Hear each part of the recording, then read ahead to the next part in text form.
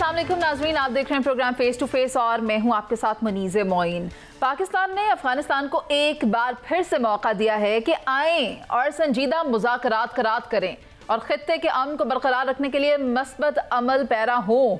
तुर्की और कतर की जानिब से पाकिस्तान और अफगानिस्तान को एक बार फिर से 6 नवंबर को मुज़ाकरात के लिए आमादा किया गया। रात गए जो एलामिया जारी हुआ उसके मुताबिक अगली बैठक तक जंग बंदी जारी रखने पर इत्तफाक हुआ है, जबकि इसी दौरान अफगानिस्तान की जानिब से फितना अल खवारिज को बदअमनी फैलाने के लिए सपोर्ट मुकम्मल तौर पर जारी है और अफवाज पाकिस्तान ने कामयाब कार्रवाई करते हुए कारी अमजद, जो कि मुल्ला नूर वली महसूद के बाद TTP का अहम कमांडर समझा जाता था, उसको जहन्नुम वासिल कर दिया गया। जबकि अफगान वजीर दाखिला सिराजुद्दीन हक्कानी की जानिब से सख्त रद्द अमल सामने आया और फील्ड मार्शल आसिम मुनीर की भी बात कर ली जाए तो कबायली इमादीन जिरगे ने पेशावर में मुलाकात की, उनसे मुलाकात हुई और इस मुलाकात को एक इंतहाई अहम पेशरफ समझा जा रहा है। इन तमाम मामलात पर तफसीली तौर पर बात करने के लिए प्रोग्राम में ज्वाइन किया है ब्यूरो चीफ पंजाब शहजाद हुसैन भट्ट साहब ने। हमारे साथ मौजूद हैं ब्रिगेडियर रिटायर्ड हारिस नवाज साहब और साबिक सफ़ीर शाहिद कयानी भी हमें प्रोग्राम में ज्वाइन कर रहे हैं। गुफ्तगू का आगाज़ मैं शाहिद कयानी साहब आपसे करना चाहूँगी। आप मुझे बताएं, आपको क्या लग रहा है? एक जानिब तो पहले ये जो मुज़ाकरात का सेशन था बेनतीजा ख़त्म हुआ और उसके बाद जाते जाते वापस बुला लिया जाता है पाकिस्तान को कि आए बैठें और एक और मौका देकर देख लेते हैं और इसमें किरदार अदा करते हैं तुर्की और दोहा। तो ये बारहा बैठना और फिर किसी टर्म्स पर ना आना, आपको क्या लगता है अब की बार जब 6 नवंबर को बैठेंगे तो नतीजा खेज मुलाकात होगी? ये मैं ये समझता हूँ जी कि ये तुर्की और कतर ने बहुत अहम रोल अदा किया है, बड़ा अच्छा इसे कहते हैं ब्रिज है, और वो समझते हैं कि रीजनल जो स्टेबिलिटी है वो बहुत अहम है। और वजह उसकी मैं आपको बता देता हूँ कि इन हालात में जिस वक्त यूक्रेन की जंग ख़त्म नहीं हुई, ये तुर्की के करीब ही है, और दूसरी तरफ गाज़ा के अंदर हालात अभी तक उसी तरह ही काफ़ी ख़राब हैं। उसके अंदर ये तीसरी जो हालात हैं, ये अफ़गानिस्तान पाकिस्तान का जो कशीदगी है वो ग्लोबली एक्सेप्टेबल नहीं है। तो इसीलिए ये आप समझें कि ये इन दोनों ममालिक का ये इनको एक ब्रिज बन जाना, और फिर कतर ने बड़ा रोल अदा किया। फिर तुर्की ने जब देखा कि कतर के अंदर पहला जो राउंड था वो कोई इतना मुनासिब, कोई इतना मुस्बत नहीं था, तो ये सेकंड राउंड हुआ।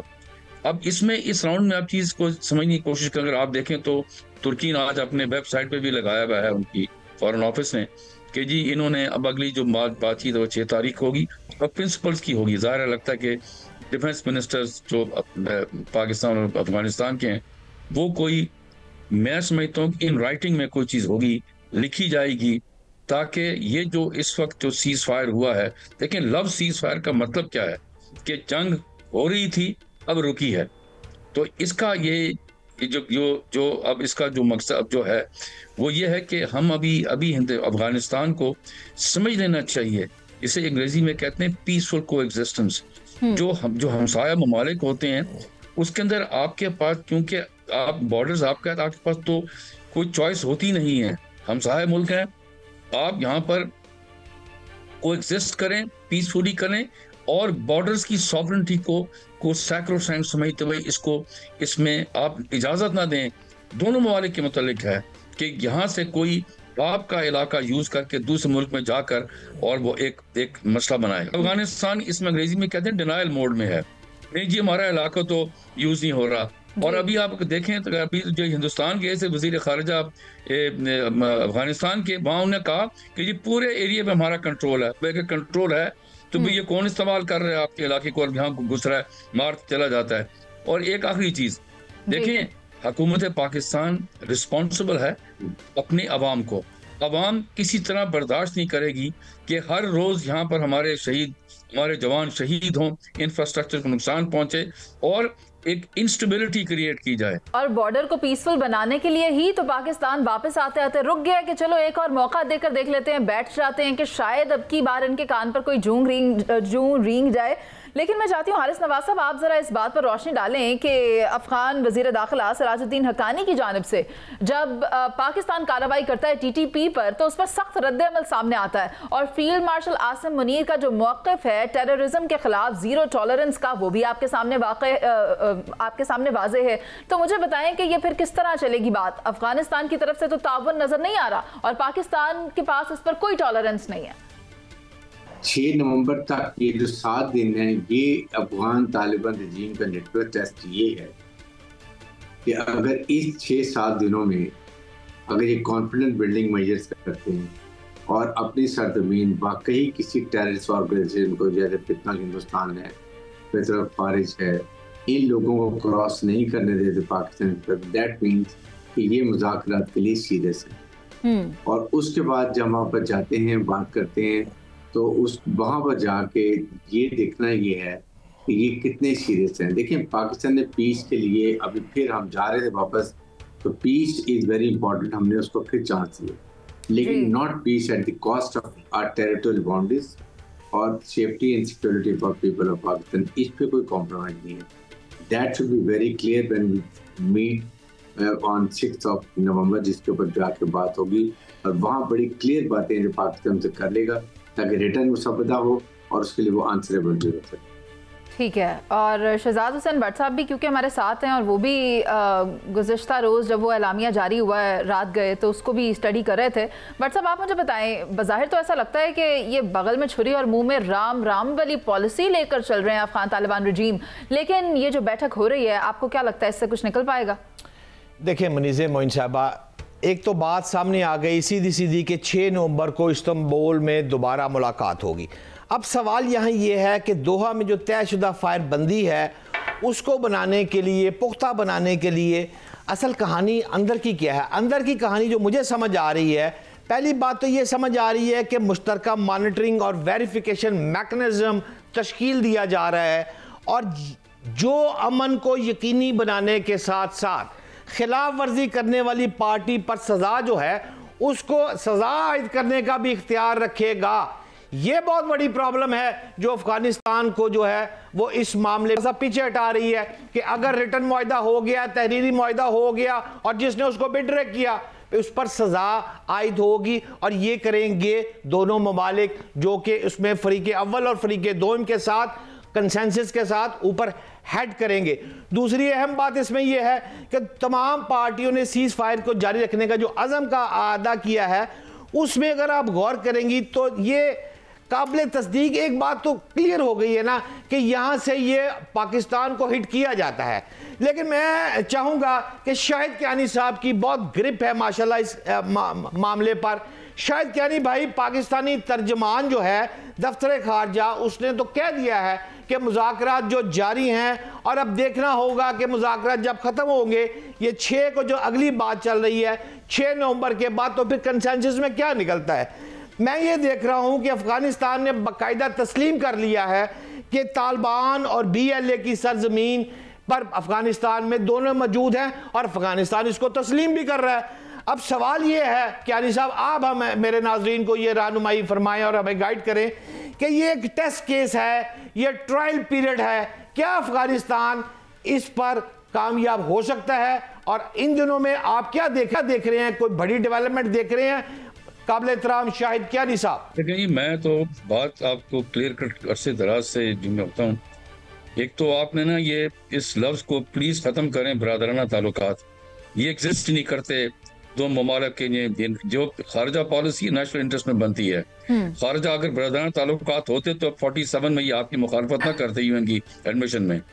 आज 47 से लेके आज तक पाकिस्तान अफगानिस्तान के कभी भी नॉर्मल रिलेशनशिप नहीं रहे। मैं बता दूं, कोई हुकूमत वहां रही। अब आ जाए इसके ऊपर कि अब अफगानिस्तान, हमने हमेशा शोर डाला है कि यहाँ तो ऑक्यूपेशनल फोर्सेस हैं, वो भी चली गई, 4 साल हो गए। अब इनको चाहिए एक रिस्पॉन्सिबल स्टेट बने और सैंक्शन से निकलें। वो इससे निकल सकते हैं कि ये अपनी एक मैच्योरिटी शो करें, और उसका वक्त आ गया है कि 6 तारीख को ये इन राइटिंग, क्योंकि ये वर्बली चीज़ें हो चुकी, अब इन राइटिंग इनको लिखना पड़ेगा कि ये बॉर्डर्स, क्योंकि इनको बड़ी तकलीफ है, बॉर्डर की बात नहीं करते कि ये बॉर्डर्स की सैक्रोसैंक्ट हैं और इजाजत नहीं देंगे किसी भी एंटिटी को कि वो यहाँ से बॉर्डर क्रॉस करे और पाकिस्तान की तरफ से पाकिस्तान भी गारंटी करेगा कि हम इजाजत नहीं देंगे कि अफगानिस्तान में जाए। ये जरूरी है कि अब ये सैनिटी प्रिवेल करे अफगानिस्तान की लीडरशिप में और तैयारी करके जाए। ये नहीं वहां जाके पहले फोन करें, पूछें जी मैं दस्तखत करूं कि नहीं। इस किस्म की स्टेट की कि इस किस्म के हालात की कोई इजाजत नहीं देगा। और पाकिस्तान सिर्फ ये बता रहा हूँ कि 6 तारीख का मामला है, इस पर वो होश ले ले, अभी भी दिन पड़े में सोचें समझें, जो भी उनके फैक्शन अफगानिस्तान के आपस में बैठें, सिर जोड़ के करें कि ये बॉर्डर्स की जो पाकिस्तान के साथ इनके हमसाया ममालिक के ताल्लुकात हैं वो पीसफुल को एग्जिस्टेंस के मुताबिक होने चाहिए और बॉर्डर की सेंटिटी को प्रोटेक्ट करना चाहिए और इसको एडहेयर करना चाहिए ताकि अफगानिस्तान और पाकिस्तान दोनों मुल्क अपनी आवाम को के पर फोकस करें, इनके हालात को बेहतर करें, बजाय ये कि एक कशीदगी जारी रहे, हर वक्त वहां जाएं फिर अगला राउंड, कोई अगला राउंड नहीं होगा। सही, ठीक है ना। वो बॉक्सिंग में भी कहते हैं 3 ही राउंड होते हैं, ये आखिरी राउंड है। इस वक्त होश संभाल लें अफगानी हुकूमत। ख्वाजा आसिफ ने भी इस बात को वाज़ेह कर दिया है कि अभी अगर मामला तय पा जाते हैं तो ठीक है, वरना फिर ये तो ऐलान जंग है और अगर पाकिस्तान की वापसी हो जाती तो फिर मैं इस बारे में कुछ नहीं कह सकती कि उसके बाद पाकिस्तान की जानिब से क्या किया जाता है। अफगान तालिबान की जानिब से जो कार्रवाइयाँ की जा रही हैं पाकिस्तान मुखालिफ उनको ख़त्म करने के लिए।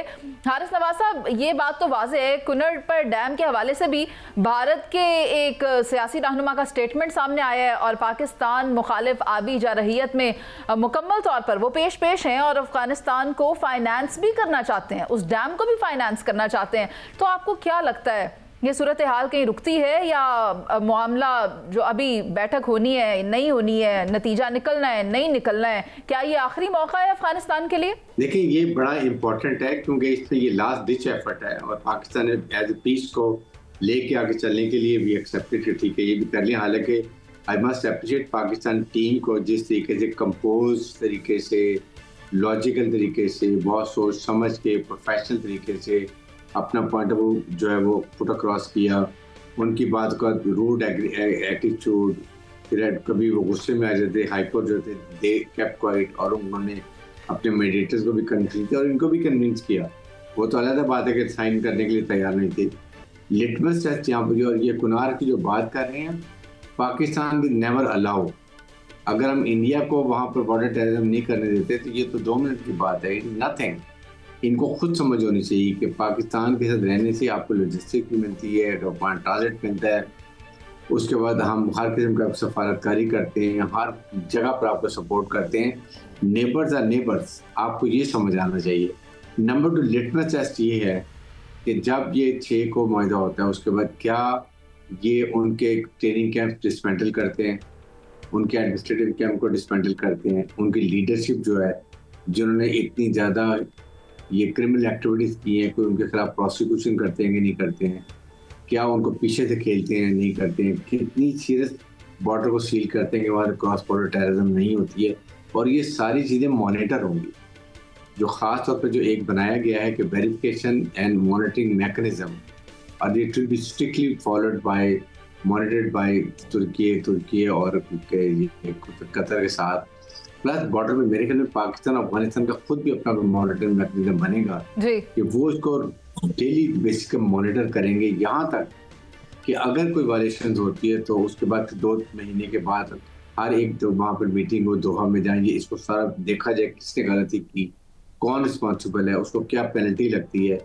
और पाकिस्तान नुकता वेरी क्लियर, पीस कर रहे हैं लेकिन अगर आप वायलेट करेंगे, हमारा answer is very clear, we will go out and we will sort those terrorists in जितना आसान ये जवाब देना है ना हारिस नवाज साहब, इतना ही आसान है इंतखाब करना कि आपने तिजारत करनी है या आपने जंग करनी है। और इसका फैसला इस वक्त अफगानिस्तान के कंधों पर है कि वो जो इंतखाब कर ले, या तिजारत कर ले या फिर पाकिस्तान के साथ जंग कर ले। मैं चाहती हूँ शहजाद हुसैन भट्ट साहब आप बताएं इसमें परेशानी कहाँ आ रही है? देखिए बात यह है कि इंडिया चाहता क्या है। इंडिया ये चाहता है, बस मिसाल के तौर पर अगर आप लें, जो मेरी इन्फॉर्मेशन है इस वक्त अफगानिस्तान में जो पुराने जहाज़ हैं उनको धिक्का लगवा कर स्टार्ट करवा रहा है वो, कि किसी तरह अफगानिस्तान में जो जहाज हैं वो धिक्का लगाकर स्टार्ट हो जाए। अच्छा। ओ भाई, हम तो राफेल को गिराने वाले लोग हैं, हम ये तेरे अफगानिस्तान के जहाजों से क्या लड़ाई करनी है, क्या पिद्दी और पिद्दी का शोरबा। सवाल ये नहीं है। सवाल क्या है? सवाल ये है कि अगर मैं जंगों को देखूं आज तक जितनी भी भारत के साथ हमारी हुई हैं, तो 71 में जरा वो हमारे बराबरी के सतह पर आ गया था। क्यों आ गया था? अबे जंग तो उसने करनी नहीं है, उसने करनी साजिश, उसने बांग्लादेश को इस्तेमाल किया और जनाब इसी तरह अब वो अफगानिस्तान को इस्तेमाल कर रहा है।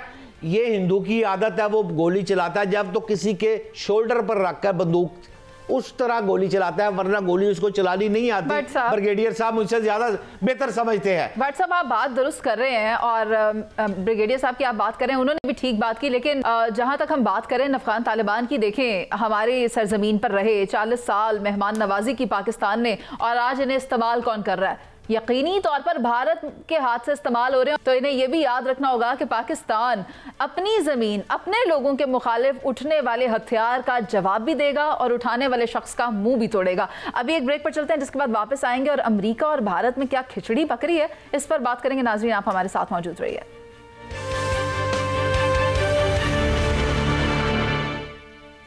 Welcome back. एक तरफ अफगानिस्तान भारत की प्रॉक्सी बनकर दहशतगर्दी कर रहा है, तो दूसरी तरफ पाकिस्तान के खिलाफ भारत मशरकी सरहद पर जंग की तैयारी कर रहा है। ईरान की चाबहार बंदरगाह पर अमेरिका की जानिब से भारत को 6 माह की मजीद इजाज़त और अमेरिका के साथ 10 साला दिफाई फ्रेमवर्क बज़ाहिर भारत की जानिब से बड़ी तबाही लग रही है, मगर पाकिस्तान एयरफोर्स बहरी और बर्री अफवाज अकाब शेर और वेल की तरह हर दम तैयार है। अफगानिस्तान के साथ भारत के बढ़ते मरासिम, डैम के लिए फंड्स का ऐलान और फिर अफगानिस्तान का फितनाल हिंदुस्तान को अपनी सरजमीन देना, ये सब पाकिस्तान के खिलाफ साजिश के अलावा और कुछ नहीं हो सकता। ये भी याद दहानी करवाते चले भारत को कि मत भूलिए 2019, 2016, 2025 में पाकिस्तान ने आपकी किस तरह ईंट से ईंट बजाई थी। और इसी पर अब बात करने के लिए मेरे साथ एक बार फिर से ब्रिगेडियर हारिस नवाज साहब मौजूद हैं और शायद कियानी साहब और भट्ट साहब भी हैं, लेकिन मैं चाहती हूं कि हारिस नवाज साहब आप मुझे बताएं, जिस दिफाई मुआहदे की ये बात कर रहे हैं, ये किस तरह का दिफाई मुआहदा है कि आपने अभी देखा कि पाकिस्तान ने कैसे भारत की ईंट से ईंट बजाई, और वो अमरीकी सदर जो 7-0, 7-0, 7-0 कई बार कह चुके, ये कैसा दिफाई मुआहदा हुआ कि वो भारत की डिफेंस के लिए आए नहीं, मदद को हाथ ना बढ़ाया? ये कैसा मुआहदा है? देखें, आई थिंक इसमें मार्के हक में भी और फिर रशियन के साथ जो इंडियन ने रखा है यूक्रेन वॉर के अंदर उनको सपोर्ट करते रहे, जिसकी वजह से दोगली पॉलिसी से अमेरिकन ट्रम्प इनसे दूर हो गए, अमेरिकन पॉलिसी दूर हुई है। और उसमें उन्होंने वहाँ से थ्रूआउट बहुत ज़्यादा सस्ता ऑयल लिया है, रॉ ऑयल लेते रहे हैं रशिया से, उसको रिफाइन करते रहे हैं और उसके बाद उसको वो बेचते भी रहे हैं। तो ये एक सबसे बड़ी वजह है कि वो बहुत पैसा उन्होंने कमाया और जिसकी वजह से रशियंस को लड़ाई में बड़ी आसानी उनको लड़ा बनी। सेकंड, उसके बाद पाकिस्तान के साथ जिस तरीके से लड़ाई की और फिर जो उन्होंने जब पाकिस्तान ने उनको मारा, ठीक ठाक नुकसान पहुंचाया, प्रेसिडेंट ट्रम्प ने उनको वार्निंग दी कि हम 250% आपके ऊपर टैरिफ लगा देंगे। फिर उन्होंने सीज़फायर की, लेकिन आज तक एक्नॉलेज नहीं किया कि प्रेसिडेंट ट्रम्प ने इसको सीज़फायर करवाया, जिस पे वो बहुत नाराज भी हैं। इसीलिए बार बार उनको एम्बैरेस करने के लिए कहते हैं 7 beautiful new aircraft were down by Pakistan air force. It is very embarrassing, slap on in face. Likewise उसके बाद वो कहते हैं कि जी हमने जंगबंदी कराई है, 40 दफ़ा बात की है। तो वो अब खुल्लम खुल्ला इस डिप्लोमेटिक लेवल पे तो आदमी से अलावा कुछ नहीं कहता, तो वो थप्पड़ ही पड़ रहा है इनके मुँह के ऊपर। हाँ जी। इस वजह से वो दूर। फिर उन्होंने उनसे, आपको याद होगा 2+2 का क्वाड है उनका, जिसमें अमेरिका, इंडिया, ऑस्ट्रेलिया और जापान है। फिर उसके बाद में U2I2 है, जिसमें India, Israel, United Arab Emirates और यूएसए है। वो अब दे रियलाइज कि India can not deliver, Indian army is untrained, unprofessional. अगर वो पाकिस्तान की फौज से इतने बुरी तरह उनको नाकामी हो सकती है, आप मुझे बताइए कि फिर वो चाइना का क्या मुकाबला कर सकते हैं? वो तो चाइना के खिलाफ वो कर, साउथ चाइना सी के लिए उनको इस्तेमाल करना चाहते थे। तो इससे देर हाईली डिसअपॉइंटेड, वो अब आहिस्ता आहिस्ता उनसे दूर हो रहे हैं। ठीक है, शायद कियानी साहब, जैसा कि हारिस नवाज साहब ने भी कहा कि हो सकता है कि रूस से तेल लेना ही वो वजह हो कि अमेरिका भारत से खाइफ हो गया था और उसके बाद टैरिफ भी बढ़ा दिया था। लेकिन अब आप देखें कि चाबहार के हवाले से भारत को 6 माह की दोबारा इजाज़त मिल गई है, तो आपको क्या लगता है, क्या रीज़न यही है कि भारत ने अश्योर किया है अमेरिका को कि अब हम मजीद रूस से तेल नहीं लेंगे, जहां तक की डील हुई थी बस उधर तक की काफ़ी है, मगर आने वाले वक्त में हम दोबारा इसको रिज्यूम नहीं करेंगे? देखिए जी, ये जो हमारी है ना सोच मायोपिक है, छोटी सी।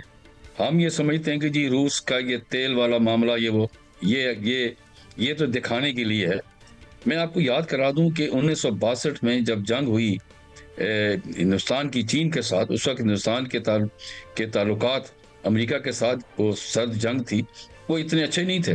लेकिन उसी वक्त चीन ने, अमेरिका ने हिंदुस्तान की इतनी मदद की, जिसके ऊपर उस वक्त सदर अयूब ने खत भी लिखा अमेरिकन सदर को कि भाई ये जो हथियार आप दे रहे हैं ये हमारे खिलाफ इस्तेमाल होंगे। फिर इस्तेमाल हुए, 65 में हुए, 71 में भी हुए। ये अमेरिका की पॉलिसी है कि उसने चीन को कंटेन करना है, हालांकि नहीं कर सकता। अब देखें, ये जो 2-3 छोटी छोटी कॉन्फ्लिक्ट्स हुई हैं चीन और हिंदुस्तान की, मार खाई हिंदुस्तान ने, लेकिन वो उसके खाइफ है, चीन से वो खाइफ है, वो इनकी मदद करता रहेगा। ये हमें होश संभालने चाहिए, हमें समझना चाहिए अमेरिका की पॉलिसी जो है वो इस चीन से खाइफ हैं, उसकी राइज से, इकोनॉमिक पावर से, जाहिर इसका मिलिट्री पावर भी है, जिसकी वजह से वो हिंदुस्तान को आगे रखेगा। वो उसको कंटेन कर सकता है या नहीं कर सकता, वो एक इरादा इशू है। लेकिन ये चीज़ें हमें समझनी चाहिए, हमें होशियारी दिखानी चाहिए कि हम अपने पैरों पर खुद खड़े में हैं, और चीन एक हमारा ऐसा दोस्त है जिस पर हमें भरोसा करना चाहिए। वो बाकी बिल्कुल ठीक है, चीन के साथ भी दोस्ती रखें, अमेरिका के साथ भी रखें, लेकिन हमें थोड़ा सा अलर्ट रहना चाहिए। अब ये तो देखें ना, आउट ऑफ द ब्लू ये एग्रीमेंट आ गई है डिफेंस की बिटवीन पाकिस्तान, इंडिया और अमेरिका के साथ, तो ये चीज़ें बड़ी ज़रूरी, हमें इस पर बड़ा फोकस करना चाहिए, देखना चाहिए। बाकी हम अपने खुद पैरों पर खड़े में हैं, हमने शो कर दिया है कि हम एक मैच्योर्ड मुल्क हैं। जैसे ही ये देखें हिंदुस्तान के साथ 3-4 दिन का मामला खत्म हुआ, हमने इनके साथ बातचीत के तैयार हो गए, और फिर जो बैटल ऑफ नैरेटिव थी ना, कि नैरेटिव थी हमारी, नैरेटिव ये थी कि हमारा कोई ताल्लुक नहीं हिंदुस्तान में जो कुछ हुआ है, गड़बड़ हुई पहलगाम में, और हम चाहते हैं कि एक पीसफुल कोएग्जिस्टेंस के साथ रहें। देखिए मुनीज़े, बात यह है कि हमारा मसला जो है वो सीधा सीधा को हक्कानी ग्रुप या को दूसरा ग्रुप नहीं है। हमारा मसला जो है गुड तालिबान बैड तालिबान नहीं, जो हमें मारेगा, जो हमारे साथ ज्यादती करेगा, हम उसके खिलाफ जाएंगे। एक बहुत बड़ी महफिल थी और बड़े साहब भी वहाँ खिताब कर रहे थे, और उन्होंने फरमाया था उस वक्त मौके पर, मैं नोट ले रहा था, जिसमें उन्होंने कहा कि हमने अभी छोटी बंदूक से इनको समझाया है, अभी बड़ी बंदूक रहती है। तो मेरा ख्याल है ठीक कहते थे वो कि अफगानिस्तान 2 ही ज़बानें समझता है, या तो बड़े नोट की गल समझता है या वो बड़े बंदूक की गल समझता है। अभी हमने छोटी बंदूक से इसको समझाया है, इसको समझ नहीं आई। लेकिन मैं अपने नाजरीन को ये बताना चाहता हूं, ब्रिगेडियर साहब से ये पूछकर कि ब्रिगेडियर साहब काबिल एहतराम, इंडिया और अमेरिका के दरमियान 10 साल का ये जो दिफाई फ्रेमवर्क मुआहिदा हो गया है, दस्तखत हो गए हैं, आप हमें ज़रा आसान ज़बान में समझाएं कि दफाई मुआहिदे और दफाई फ्रेमवर्क में फ़र्क क्या है? ये 2 पॉइंट्स क्यों आ रहे हैं सामने, और पाकिस्तान पर इसके क्या असरात होंगे? क्या भारत की अमरीकी असला लेने की जो ख्वाहिश है वो अब, जैसे अभी कियानी साहब भी फरमा रहे थे, वो मजीद पूरी होने वाली है? ये ज़रा दफाई फ्रेमवर्क को एलैबोरेट करें ज़रा ब्रिगेडियर साहब।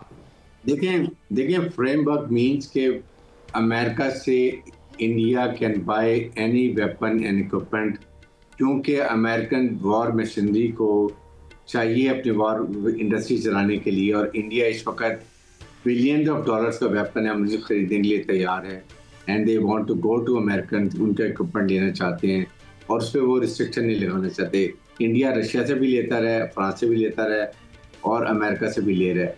अब देखना ये कि ये अगर F-16 लेते हैं या कोई और जहाज लेते हैं, क्या इनकी कैपेबिलिटी है कि इतनी जल्दी अडॉप्ट कर लेंगे?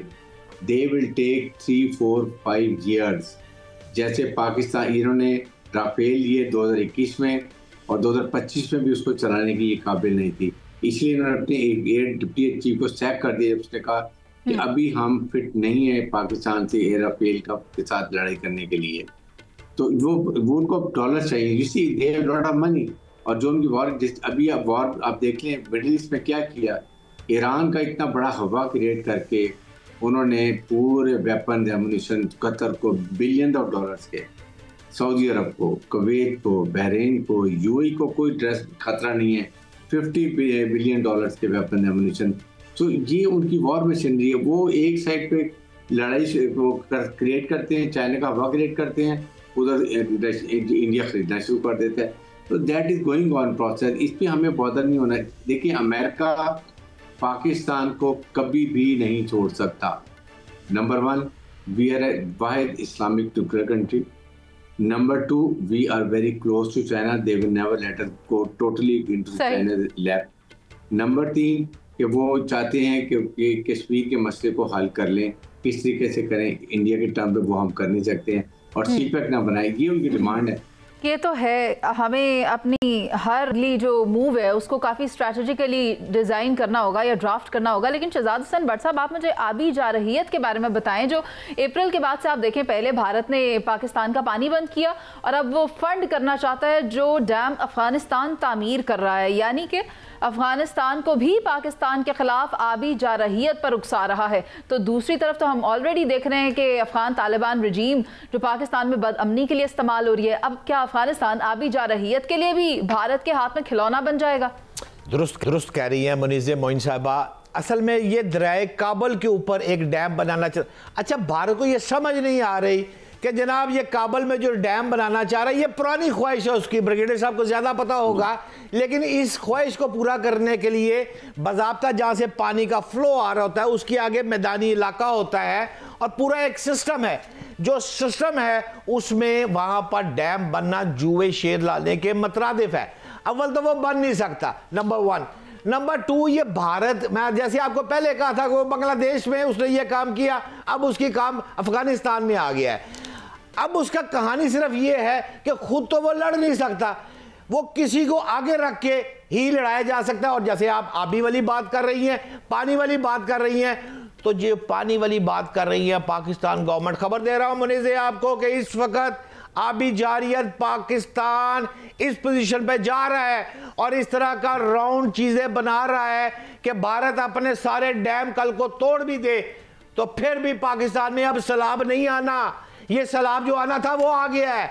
ये लाहौर डूबना था, पूरा पंजाब मेरा डूबना था, डूब गया, पानी आगे सिंध तक चला गया। लेकिन अब जो सिस्टम बन रहा है वो आने वाले दिनों में एक आपको ऐसी चीजें नजर आएंगी कि भारत को यहाँ की भी मुंह की खानी पड़ेगी आबी हवाले से।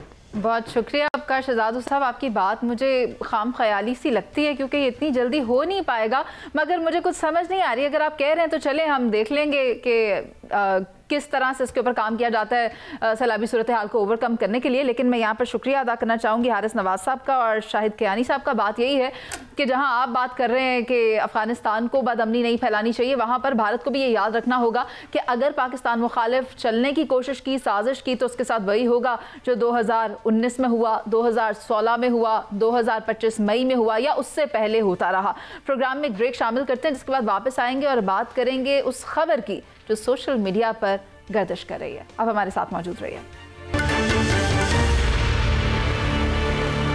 वेलकम बैक नाजरीन। पिछले हफ्ते हमने आपको खबर दी थी और वो खबर थी यूट्यूबर डकी के हवाले से कि एफआईआर हो जाएगी उन अफसरान पर जिन्होंने डकी के ऊपर एफआईआर की, उसको हिरासत में रखा, किसने कितने पैसे लिए, उस पर कितनी रिकवरी हुई। शहजाद हुसैन भट्ट साहब ने हकाइक से जब पर्दा उठाया तो फिर उसके बाद अगले दिन हमने देखा कि एफआईआर हो जाती है और उन अफसरान को पेश भी कर दिया जाता है। लेकिन सवाल यहाँ ये पैदा होता है कि जो दूसरी खबर हमारे पास आई, शहजाद हुसैन भट्ट साहब ने जो खबर हमसे शेयर की, वो मुझे लगता है कि कहीं थोड़ी सी बाउंस बैक हो गई, क्योंकि वो कह रहे थे कि तीफी भट्ट के हवाले से भी एफआईआर होनी थी जिसमें आईजी पंजाब ने भी नामजद होना था, लेकिन ये हो ना सका।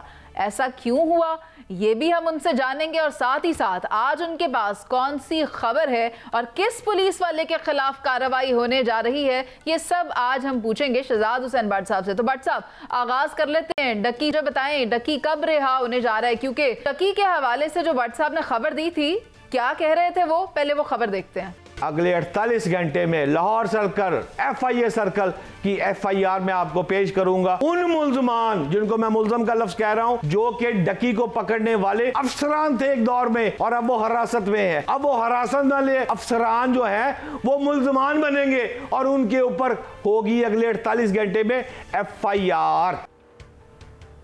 तो शहजाद हुसैन भट्ट साहब ने हमारे प्रोग्राम में बात तो कर ली FIR की और फिर FIR हो भी गई। भट्ट साहब अब आप ये बता दें कि रिहा कब होना है डकी ने? देखें काबिल एहतराम मुनीज़े मोइन साहिबा, अल्हम्दुलिल्लाह हम तो जर्नलिस्ट है, को गैब का इल्म तो हमारे पास होता नहीं है, इन्फॉर्मेशन होती है। जो बज़ाहिर ये हिरासत में थे, क्योंकि मुझे इल्म था कि इनके पास से पैसे बरामद हो गए हैं। जब वो रकम बरामद हो गई थी तो रकम उसको कहते हैं माल मुकदमा, जब वो बरामद हो जाए तो वो पैसे FIR होनी थी। इसलिए मैंने आपके सामने ये बात कही थी कि FIR होनी थी। बहरहाल वो FIR आपके सामने चल भी रही है, FIR हो गई और उनको, अच्छा ये तो हो गई पिछले हफ्ते की बात। आज की इंफॉर्मेशन ये है कि उनको कोर्ट में पेश किया गया 6 अफराद को। इससे पहले DD उस्मान को भी पेश किया गया था, वो भी रिमांड पे है और मेरी इतला के मुताबिक 3.25 करोड़ रुपए बरामद कर दिए हैं, टेबल पर रख दी है। लंबी तफसील है, ज़्यादा मैं नहीं जाता। शुएब रियाज ने 36 लाख, यासर गुजर ने 19 लाख, अली रजा से 70 लाख, चौधरी सरफराज लाहौर वाले से 1 करोड़ 25 लाख 48,000 रिकवर, टोटल 3.25 करोड़ रुपये। ये के लिए पीनट है 3.25 करोड़ रुपया। ये जो रिश्वत का बाजार गर्म हुआ था, इस पे जब अभी तो पंडोरा बॉक्स खुला है, ये तो अभी फिल्म चलनी है आने वाले दिनों में। लेकिन आपका सवाल बड़ा है मैं कि डकी भाई जो है वो बाहर का बाहर है। आपने एक प्रोग्राम भी किया था ना सरफराज साहब के साथ? जी हाँ, है ना आपके सरफराज साहब, आप और हमने दोनों ने मिलकर प्रोग्राम किया था। आप नहीं मैं नहीं थी। अच्छा, तब आप छोटी होती थी। हाँ, वो जमाना कदीम की बात है। सरफराज साहब के साथ मैंने एक प्रोग्राम किया था। तो मैं आपसे ये कह रहा था, जो यूट्यूबर है सादुर्रहमान उर्फ डकी, जो अपने आप को डकी भाई कहते हैं, ये डकी भाई ने लाहौर हाई कोर्ट से रुजू कर लिया है और जमानत की दरख्वास्त दे दी है। आने वाले दिनों में ये साबित कर रहे हैं कि हमारे साथ बड़ा जुल्म हुआ है और हमें हिरासत में लेने वाले खुद मुल्ज़म बन चुके हैं, गिरफ्तार हो चुके हैं, पाबंद सलासिल हो चुके हैं। लिहाजा डकी भाई को बाहर निकालने के लिए अब ये अदालत में आ गए हैं। रिहाई होगी क्या? उससे कोई फायदा होगा? कोई रिहाई होनी है उसकी आने वाले वक्तों में? बिल्कुल ठीक कह रही है। यूट्यूबर डकी का को इतना बड़ा कोई जुर्म नहीं था कि वो जनाब उसने को दर्जनों अफराद कत्ल किए होते। रिश्वत की मद में कौन सा पैसे ले लिए थे उसने? रिश्वत की मद में तो उसने दिए।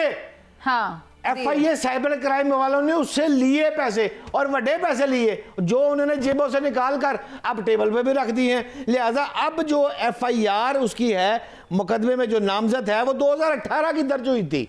वो ये कहता है कि मुझे बस जमानत पर रिहा करने का हुक्म सादर फरमाया जाए, क्योंकि कोर्ट में है केस। मुझे वैसे पता है कि अब अगले 5-7 दिनों में होना क्या है, लेकिन चूंकि केस अदालत लाहौर हाई कोर्ट में है, लिहाजा अदालत फैसला करेगी। डकी भाई मेरा ख्याल है ये तो हो गई ना एक बात भट्ट साहब, लेकिन दूसरी बात जो आपने की थी वो हकीकत नहीं हुई। वो हमें कौन सी? आपने तीफी भट्ट के हवाले से कहा था FIR हो जाएगी IG साहब पे। अगर आपको याद नहीं आ रहा तो सुन लेते हैं पहले। सुनाएं। कल पीर के रोज ख्वाजा अजहर गुलशन मैदान में आएंगे और एक प्रेस कॉन्फ्रेंस करेंगे, बड़ी प्रेस कॉन्फ्रेंस नसीराबाद में तीफी भट्ट की रिहाइशगाह पर, और उसमें वो बताएंगे कि जैसे उन्होंने पहले कहा था कि 2 सियासतदान और 2 सरकारी अफसर, ये 4 अफराद पर उन्होंने इल्जाम लगाया था। लेकिन खबर दे रहा हूं मुनीज़े, कल की प्रेस कॉन्फ्रेंस में एक 5वां नाम भी आएगा और वो 5वां नाम होगा IG पंजाब साहब का। अब 4 की बजाय 5 अफराद पर मुश्तमिल ये काफिला चल गया है। तो ये था हमारा पिछली इतवार का प्रोग्राम। पहली गेंद पे तो आपने छक्का मार लिया शहजाद हुसैन भट्ट साहब, लेकिन दूसरी पे क्लीन बोल्ड हो गए। अब मैं बोलूं कि ना बोलूं? बोलो। शॉट आपने सुनाया, फिक्रे आपने भी पढ़ ली है, मैंने भी पढ़ ली है, सुन भी ली है, सारी जो स्क्रीन पे चल रही है। मैं आपसे ये कह रहा हूं इस शॉट में जो आपने चलाया है कि कल इतवार को मैंने प्रोग्राम किया है, पीर वाले दिन वो प्रेस कॉन्फ्रेंस करेगा।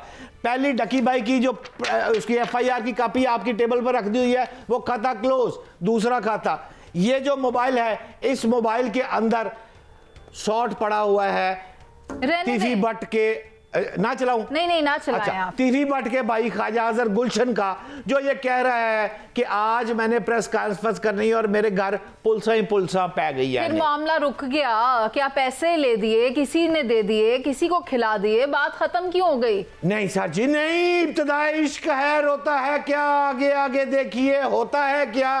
गल कितों मुक्की, गल तो शुरू हुई है अभी। अब उसके घर जब नसीराबाद में टीवी बट के घर रेट हुई तो ख्वाजा अजहर गुलशन भाई नस गए। जब वो भाग गए तो उन्होंने वहां जाकर मुझ समेत कुछ और दोस्तों को भी व्हाट्सएप मैसेज किया जो मेरे पास रिकॉर्ड में है। प्रेस कॉन्फ्रेंस इत्थे ही होएगी, मैं वापस आवांगा, इत्थे ही करांगा प्रेस कॉन्फ्रेंस। एग्री कहा, लेकिन हुकूमत के साथ टकराना खाला जी का वाड़ा तो नहीं है ना भाईजान। उसने फिर मैसेज किया कि मैं अब यहां से जा रहा हूं, आप लोग यहां पर तशरीफ ना लाएं। वो ये कहता है कि मुझे एक मुख्तदर शख्सियत ने कहा है कि आपका बहनोई, टीवी बट का बहनोई जो है जावेद कत्ल हुआ था, आपको उसमें भी इंसाफ मिलेगा जिस तरह टीपू ट्रका वाले को इंसाफ मिला है। अच्छा। बाद एक रेट हुई है बहुत तगड़ी, अब चाहे वो आई वॉश थी या क्या थी, लेकिन टीपू ट्रका वाले के घर में एक बड़ी रेट हुई है, 2 मुलजम वहां से मुनीजे पकड़े गए हैं। ठीक है बट साहब, जब तो ये होगा तो देखी जाएगी। फिलहाल आप बताएं बाबा जी का क्या हाल है? तो छोड़ दे बाबा, आज तो रहने दे मुनीजे। क्यों रहने दे? बाबा जी से पूछना वो पुलिस वाला कहाँ है जो बस में लड़की को छेड़ा था, उसके साथ बदसलूकी कर रहा था, अब उसके खिलाफ कार्रवाई भी तो करनी है। बाबा जी की क्या खबर है? ये मुनीजे बात आपके ठीक ही है। पंजाब में पेट्रोलिंग एहलकार जो था बस में सफर कर रहा था, आगे एक खातून बैठी थी, खातून की गोद में बच्चा था, पीछे पुलिस एहलकार, पेट्रोलिंग एहलकार पुलिस वाला बैठा था, वो उसको बाजू से बार बार छेड़ रहा था, तंग कर रहा था। इस मौके पर एक वीडियो बनी थी, वीडियो सोशल मीडिया पे वायरल हो गई कि जनाब उसमें वो खातून को पुलिस एहलकार वर्दी में पाई स्टूपिड ने, वो छेड़ रहा था। वो जब आ गई उसके बाद फिर लाला हो गया, किसी को कुछ नहीं पता वो एहलकार कहां चला गया। लेकिन आप दुरुस्त फरमा रही है, बाबा जी आए थे तो मैंने बाबा जी से पूछा था, बाबा जी वो पुलिस वाला कहां गया जिसने एक खातून को छेड़ा, उसको शर्म नहीं आई? उसने कहा उसको शर्म भी आई, माफी तलाफी भी उसने की, और यार ये हाथ है ना, हाथ टूट गया। क्या हुआ? कैसे टूट गया? टूट गया कैसे टूट गया? जिस हाथ से यूं किया था ना, हाफ फ्राई हो गया। नहीं वो तो सीसीडी करती है, सीसीडी का थोड़ा केस है, एक एजेंसियत है, इतने तो इंसाफ हो रहा है, फौरी इंसाफ उसका। ये ओ यार कहीं मोटरसाइकिल से गिर गया होगा बेचारा, किसी पुलिस वाले ने धक्का दे दिया होगा, जिस हाथ से छेड़ा था ना यूं वो हाथ जो है मुनीजे वो। ठीक है शहजाद हुसैन भट्ट साहब, बात यही है कि अगर इसी तरीके के तहत इंसाफ देते रहे तो फिर हो सकता है माशरे में कोई मस्बत तब्दीली देखने में आए। अब इन्हीं मुहाफ़िज़ों से अगर ख़वातीन महफूज नहीं है तो फिर ये किस दर पे जाएंगी और अपनी अपील करेंगी? क्योंकि मरियम नवाज ने भी तो ये कहा है कि औरत हमारी रेड लाइन है, लेकिन अब वहीं पर अगर हम इस तरह की कार्रवाइयां देखेंगे तो ये तो फिर अच्छी बात नहीं है, उसके खिलाफ कार्रवाई होना बहुत ज़रूरी था। प्रोग्राम का वक्त खत्म हो गया, मुझे इजाज़त दीजिए, अल्लाह निगहबान।